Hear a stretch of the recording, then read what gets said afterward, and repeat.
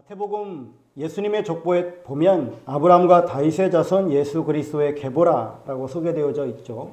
여기에 소개되어지는 두 명의 인물이 있습니다. 아브라함, 다윗인데 아브라함은 하나님의 친구라고 하는 이러한 소리를 들었고요. 다윗은 사도행전 13장 22절에 보면 내가 이새의 아들 다윗을 만나니 내 마음에 맞는 사람이라 내 뜻을 다 이루리라 라고 말씀해주고 있습니다. 하나님께서 내 마음에 맞는 사람이라고 말씀하신 사람입니다. 오늘은 하나님의 마음에 맞았던 다윗을 좀 보려고 합니다. 목동 다윗은 30세에 유다 족속의 왕이 되어져서 7년 6년 헤브론에서 통치하죠. 그리고 전 이스라엘 족속의 왕이 되어져서 33년간 다스립니다. 다윗은 40년 동안 왕위에 있었는데 그의 삶을 통해서 우리들에게 너무나 많은 신앙의 유산들을 남겨주었죠. 오늘 본문에 보면 그 신앙의 유산 가운데 하나의 사건을 소개하고 있습니다. 다윗은 이스라엘 왕으로 기름 부음 받은 이후에 수도를 헤브론에서 예루살렘으로 옮겨옵니다. 그리고 블레셋에서 빼앗겼다가 돌아온 법궤가 방치되어졌는데 이 법궤를 예루살렘 성으로 옮겨오려고 합니다. 이 사건, 즉 수도를 예루살렘으로 옮기고 그리고 법궤를 예루살렘 다윗성으로 옮기려고 하는 이것은 중요한 목적이 있는데요. 다윗이 예루살렘을 정치적인 중심지로 삼으려고 했었던 것뿐만 아니라 또한 이 예루살렘을 종교적인 도시, 그리고 하나님을 섬기는 도시로, 즉 신앙의 중심지로 만들려고 하고 있습니다. 그래서 이곳에 이제 법궤를 안치하려고 했었던 거고요. 그리고 이제 다윗은 이루지 못했지만 그러한 염원을 가지고 많은 준비를 했었던 성전을 건축하려고 하는 뜻을 세웁니다.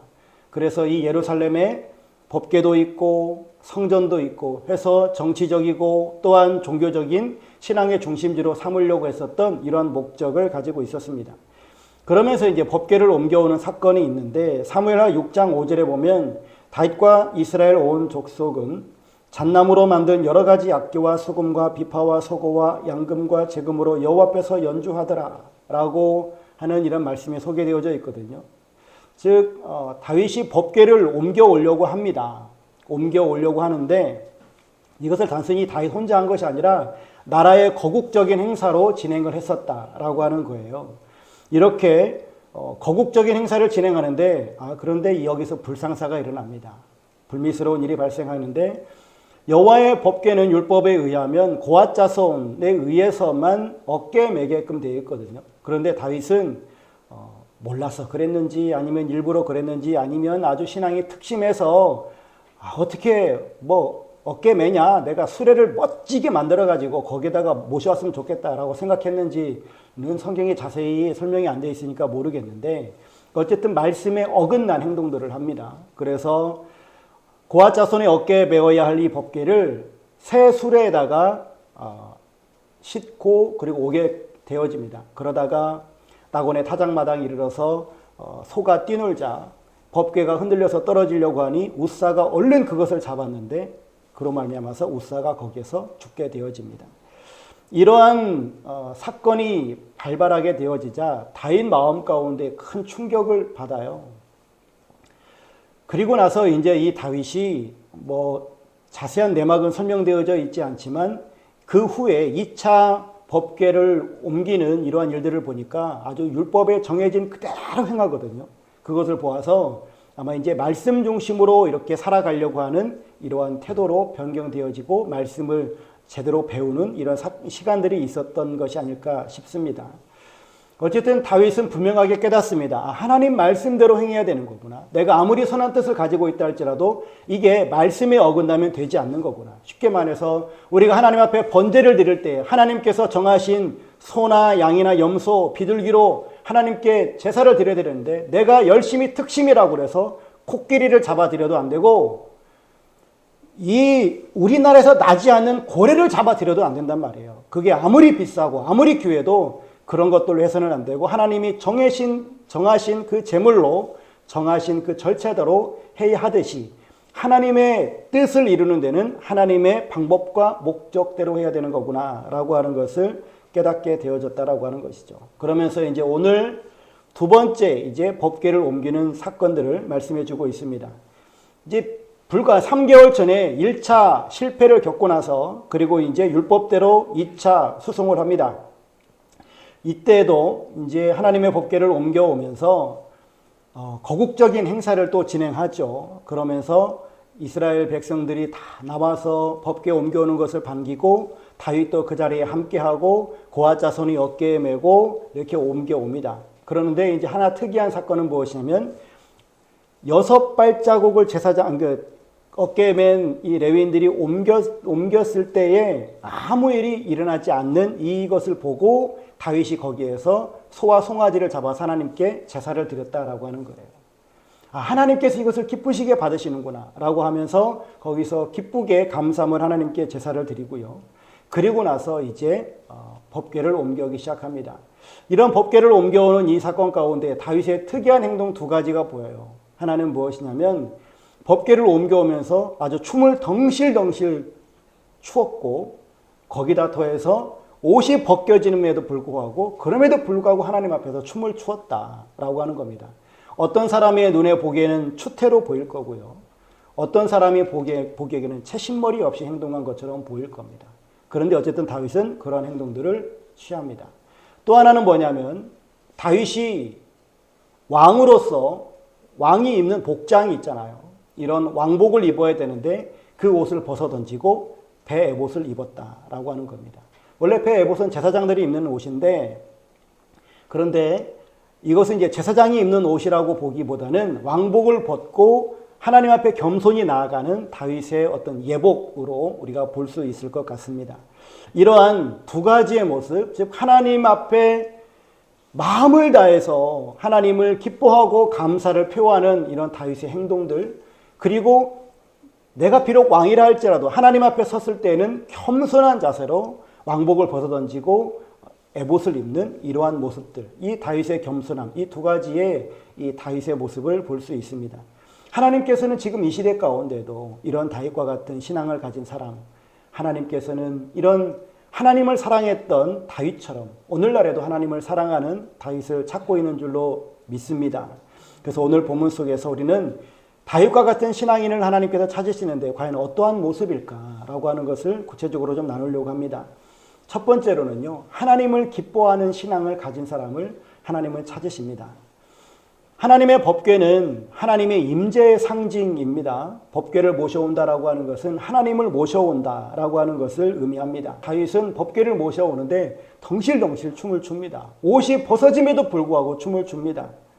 그런데 이렇게 하나님을 기뻐하고 하나님을 예배하는 이 다윗이 지은 시편을 보면 시편 37편 4절에 또 여호와를 기뻐하라. 그가 내 마음의 소원을 내게 이루어 주시리로다. 라고 이렇게 고백하고 있습니다. 여호와를 기뻐하라. 여러분은 하나님을 기뻐하는 신앙이십니까? 정말 하나님이 좋으십니까?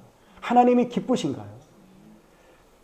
다윗의 일생을 보면 다윗은 왜 이러한 고백을 했을까? 하나님을 기뻐하라 라고 왜 했을까? 다윗의 환경이 좋았는가? 왕이 됐으니까 그런 고백을 할 수 있을까? 그런데 다윗의 일생을 이렇게 보게 되어지면 다윗의 환경이 별로 좋지 않거든요. 다윗은 집의 막내였어요. 그리고 형들이 있음에도 불구하고 다윗은 양치기 목동으로서 자기 집안의 양들을 돌보아야만 했습니다. 근데 그의 고백에 따르면 양을 돌보면서 사자나 곰이 와가지고 양을 움켜쥐려고 할 때, 잡아먹으려고 했을 때 자기가 나가서 그것들을 물리쳤다라고 고백을 하거든요.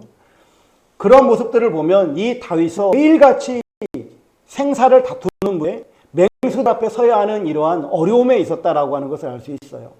당시 이 고대 시대의 목동이라고 하는 것은 늘 목숨을 담보할 수 없거든요.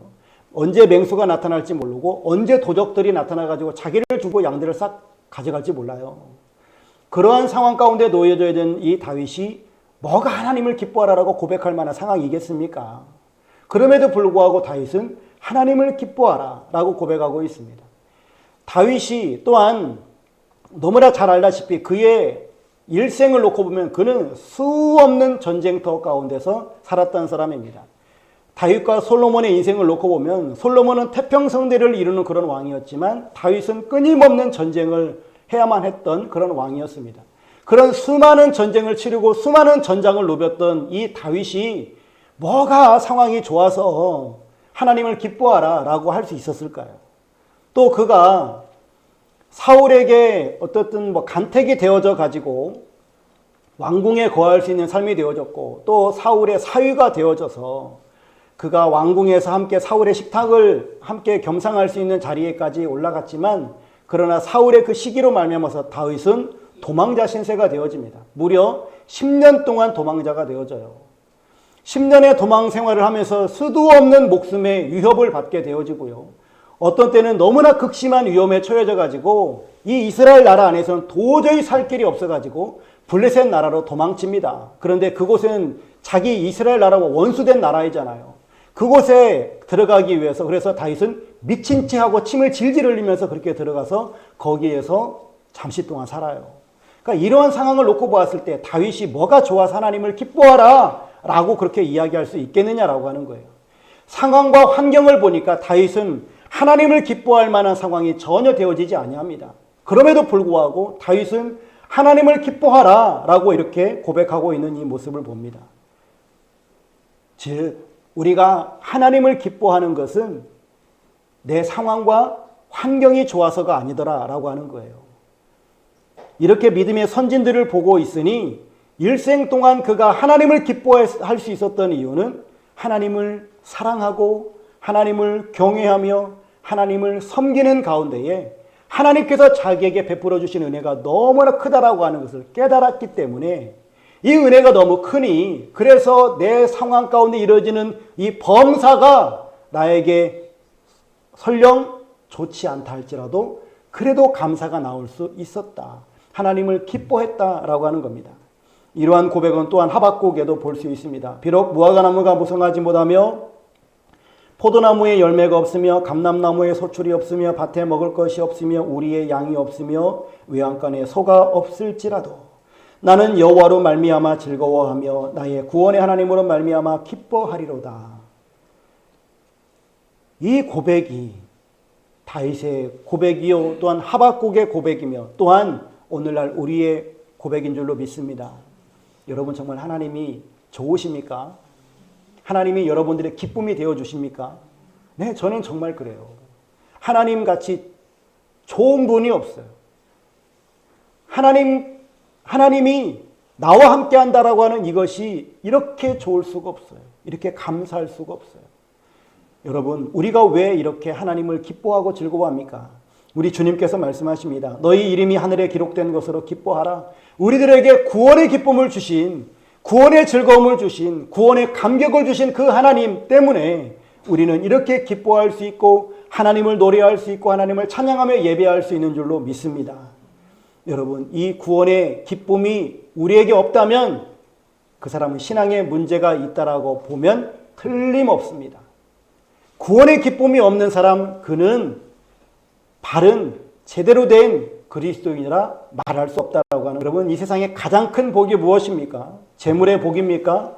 건강의 복, 배우자의 복, 자녀의 복, 친구의 복, 좋은 교회 만나는 복, 이런 거 다 중요합니다. 우리에게 필요하지요. 그런데 그 중에 제일은 바로 구원의 복인 줄 믿으시기를 바랍니다. 하나님께서 우리를 구원하셨다라고 하는 이것보다 더 큰 복이 없다라고 하는 거예요. 그럼 그 구원이 어떻게 이루어집니까? 시편 21편 4절에 보면 그가 생명을 구하매 주께서 그에게 주셨으니 곧 영원한 장수로소이다. 즉 우리 인생이 하나님 앞에 생명을 구할 때에 하나님께서 우리들에게 주신다. 영원한 장수를 주신다. 영생을 주신다라고 말씀해. 즉 우리가 구원을 구할 때 하나님은 그 구원을 주시는 줄로 믿습니다. 그런데 그 구원의 구체적인 방법이 무엇입니까? 요한복음 1장 12절에 보니까 영접하는 자 곧 그 이름을 믿는 자들에게는 하나님의 자녀가 되는 권세를 주셨다라고 말씀합니다. 그 구체적인 방법은 바로 예수 그리스도를 영접하는 것, 이것이다라고 하는 것이죠. 우리는 예수를 그리스도로 고백합니다. 예수님께서 하나님의 아들로서 이 땅에 오셔서 나의 모든 죄악 거물을 용서하시기 위해서 우리를 구원하시기 위해서 십자가에 못 박혀 죽으셨고 또한 부활하셨고 승천하셨으며 성령으로 오셨고 우리와 늘 동행하신다라고 하는 이 사실을 믿고 있는 우리는 구원을 받은 줄로 믿습니다. 이 구원의 기쁨을 누리심으로 말미암아서 이 구원의 기쁨이 세상에 있는 모든 우리의 삶 가운데 있는 어려움이 있다 할지라도 혹은 힘든 일이 있다 할지라도 그것을 다 상쇄시켜버리고 오히려 더 큰 기쁨으로 우리들에게 하나님께서 역사하심으로 말미암아 넉넉히 기쁨으로 행복한 인생을 살아가시는 여러분들의 삶이 되시기를 주의 이름으로 축원합니다.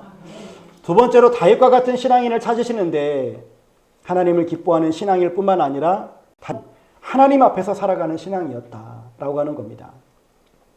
성경은 다윗이 법궤를 들여오면서 행한 일에 대해서 14절, 16절 거기에 여호와 앞에서라고 표현하고 있습니다.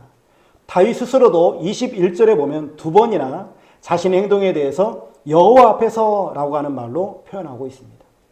다윗은 사람들 눈치 보지 않고요. 하나님 앞에서 최선을 다합니다. 그러니 다윗이 법궤를 옮겨오면서 덩실덩실 춤을 출 수 있었고 춤추는 거는 누구라도 할 수 있을 것 같아요. 그런데 옷이 벗겨짐에도 불구하고 그럼에도 불구하고 춤추는 것은 이거는 보통 사람은 못해요. 보통 사람이 그렇게 하면은 미친놈이에요.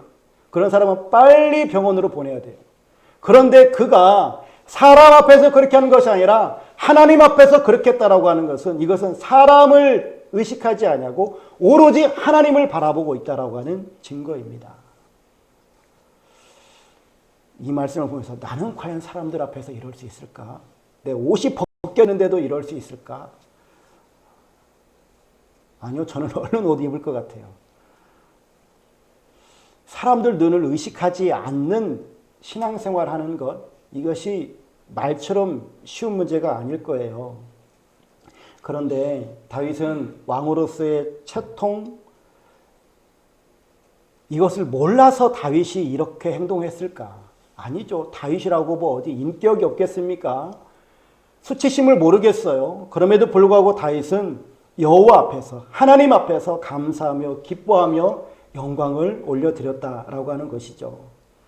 여러분, 사람에게 보이려고 하는 것은 외식입니다. 가식인 것이죠. 우리 인간은 다른 사람들이 보느냐 보지 않느냐라고 하는 것에 대단히 민감합니다. 그래서 그런 책도 있어요. 아무도 보는 이 없는 곳에서 당신은 누구인가? 여러분, 아무도 보는 사람이 없는 곳에서 여러분들은 누구십니까? 그곳에서도 여러분들은 그리스도인이십니까? 제가 이 장소에서는 제가 목사니까 목사로서의 품위를 지키고 행동합니다. 그런데 제가 아무도 보는 사람이 없는 필리핀으로 갔다고 생각을 해보십시오. 저를 아는 사람이 아무도 없어요.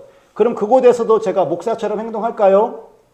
예, 목사처럼 행동해야 제가 하나님 앞에서도 바른 그리스도인인 것이죠. 성도인 거예요.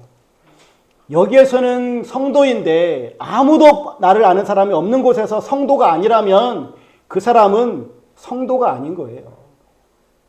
아무도 나를 모른다 할지라도 그곳에서도 성도여야만 하죠. 여기에 계신 하나님이 그곳에는 안 계십니까? 여기에서 우리를 보고 계시는 하나님이 그곳에 가면은 하나님이 안 보신대요? 아니요. 그곳에도 똑같이 동일한 하나님이 지켜보고 계시고 우리의 말을 듣고 계시고 우리를 감찰하십니다.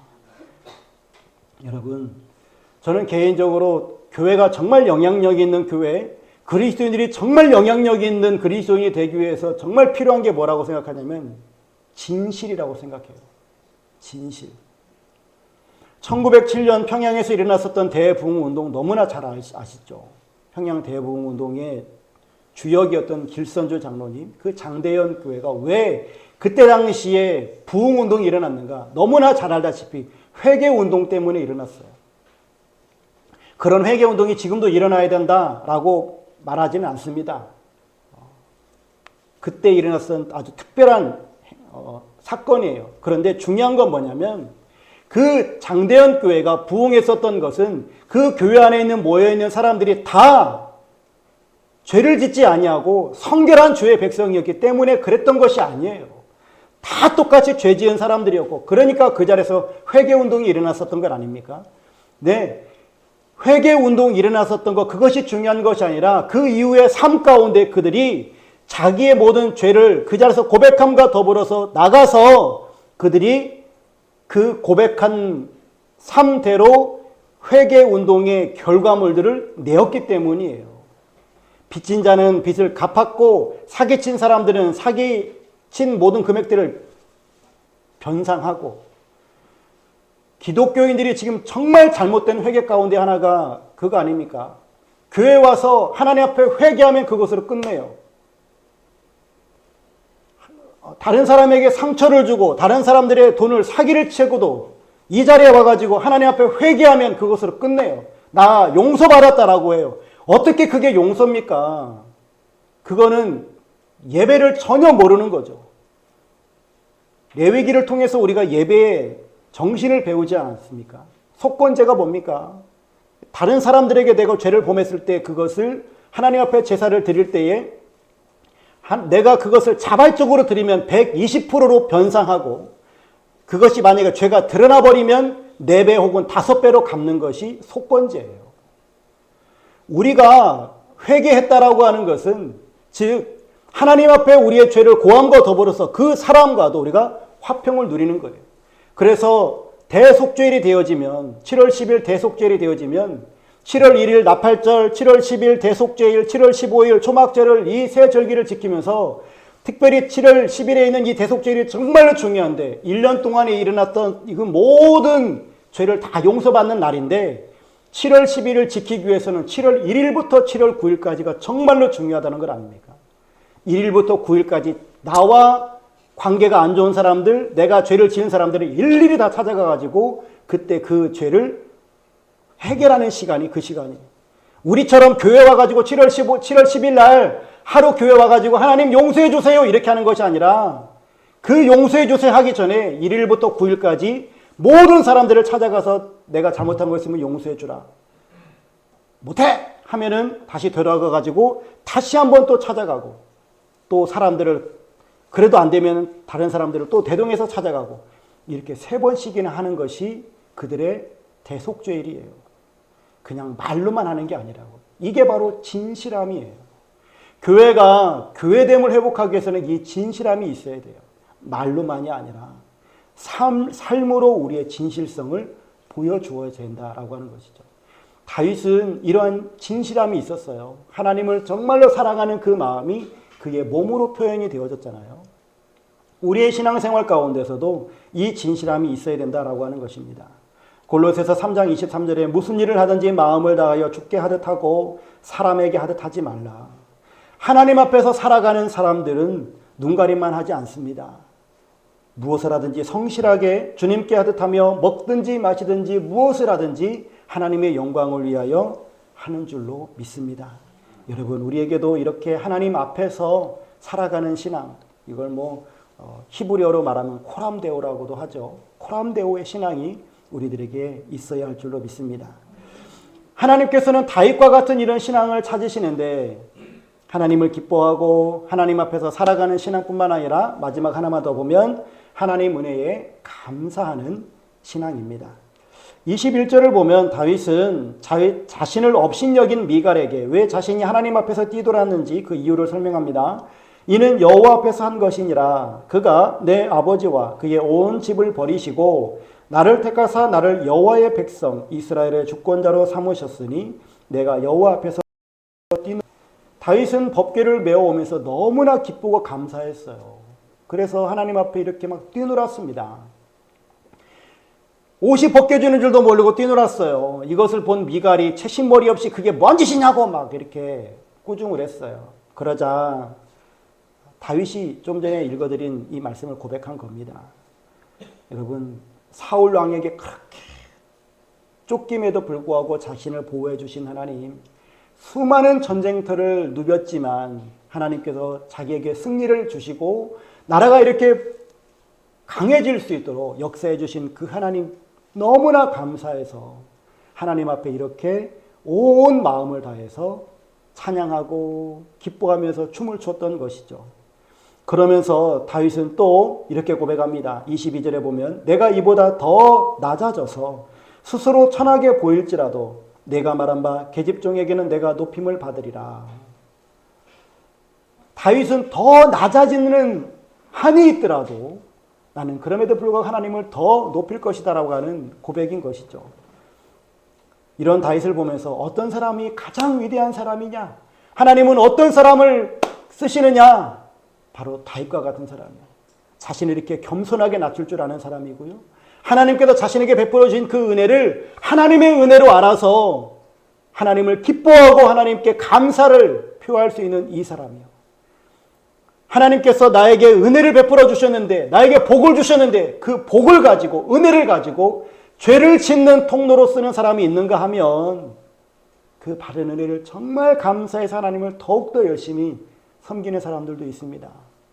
하나님께서 그에게 복을 주셔서 장사도 정말로 잘 되고 사업도 정말로 잘 되게 해주셨는데 어떤 이들은 보니까 아이고 요즘에 예배 나갈 시간도 없어요. 너무 바빠요. 교회를 못 나가겠어요.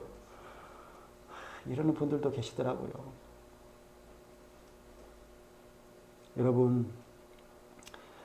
여러분들은 하나님을 버릴 수 있는 그러한 환경은 널려 있습니다. 예. 너무 장사가 잘 돼서 하나님께 예배를 못 드릴 수 있고요. 너무나 안 돼서 하나님을 원망할 수 있습니다. 그런데 어떤 사람은 너무나 잘 돼서 하나님께 너무나 감사해서 하나님을 예배하는데 온 마음을 쏟고요. 안 돼도 나에게 구원을 베푸신 그 하나님, 나를 사랑하시는 그 하나님을 믿기에 여전히 하나님을 신뢰하고 하나님을 의지하는 사람들도 있습니다. 하나님은 어떤 사람을 쓰시겠습니까? 여러분들 같으면 어떤 사람을 쓰시겠어요? 여러분, 하나님께서 다윗을 이렇게 사랑하시고 다윗을 위대한 왕으로 세우신 것은 바로 이 다윗이 하나님 앞에 날마다 하나님 면전에서 살아가고 하나님을 감사할 줄 아는, 은혜를 기뻐할 줄 아는 겸손한 신앙인이었기 때문입니다. 바라기는 여러분들의 삶도 이렇게 다윗처럼 사랑받고 하나님의 귀 쓰임 받는 여러분들의 삶이 되시기를 주 이름으로 축복합니다.